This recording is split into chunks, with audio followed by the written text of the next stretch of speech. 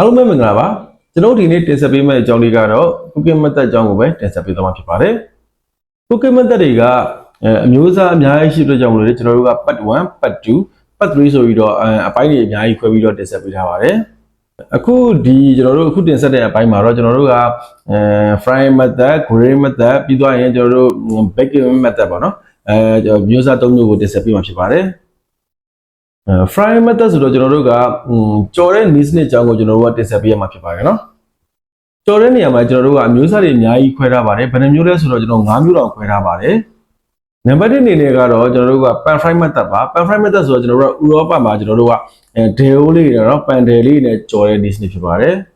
နံပါတ်2အနေနဲ့ကတော့ကျွန်တော်တို့ wok fry method ပါအဲ့တော့ကျွန်တော်တို့အာရှဘက်မှာကျွန်တော်တို့တရုတ်ဒဲအိုးရဲ့ဒဲအိုးကြီးနဲ့ကြော်တဲ့ niche ကိုပြောချင်တာပါနံပါတ်3အနေနဲ့ကကျွန်တော်တို့ shallow fry method ပါဒါကတော့စီနည်းနည်းလေးနဲ့ကျွန်တော်တို့လှည့်ပြီးကြော်တဲ့ niche ဖြစ်ပါတယ်နံပါတ်4အနေနဲ့ကတော့ deep fry method ပါဒါကတော့စီမြင်းများနဲ့ကျွတ်လေးကြော်ပြီးစားခြင်းတဲ့အခါမှာသုံးတဲ့ niche ဖြစ်ပါတယ်ဥရောပဘက်မှာဆိုရင်တော့သူက French fry ပေါ့နော်စီမြင်းများနဲ့ကျွတ်လေးကြော်ရတဲ့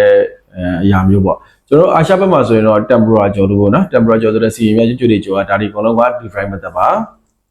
နံပါတ်5အနေနဲ့ကတော့ကျွန်တော်တို့ကဒါ stir fry method ပါ stir fry method ကတော့ကျွန်တော်တို့ကလှိမ့်ပြီးမှုကြော်တာပေါ့နော်ဒဲအိုးထဲမှာထည့်ပြီးမှုကြော်တာဖြစ်ပါတယ်ဒီ method ကိုတော့အာရှဘက်မှာကျွန်တော်တို့အများဆုံးအသုံးပြုပါတယ်အဲ့ဒီတော့ကျွန်တော်ကfry method တွေကmethod 5မျိုးကိုကျွန်တော်တင်ဆက်ပေးသွားပြီဖြစ်ပါတယ်နောက်ထပ်တင်ဆက်မဲ့cooking method ကတော့ကျွန်တော် grill method လို့ခေါ်တယ်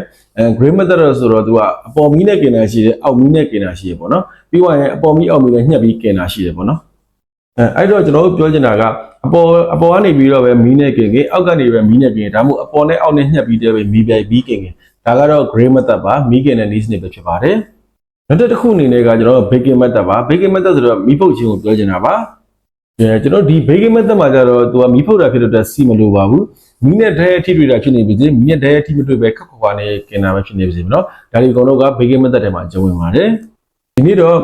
cooking method part 1ကြောင်းလေးကိုကျွန်တော်တို့တင်ဆက်ပေးပြီးသားဖြစ်ပါတယ်အဲ့တော့နောက်ထပ်လာမယ့် part 2မှာလည်းဘာတွေတင်ဆက်ပေးအောင်လဲဆိုတာကိုစောင့်မျှော်ပေးကြပါဦးခင်ဗျာကျေးဇူးအများကြီးတင်ပါတယ်ခင်ဗျာ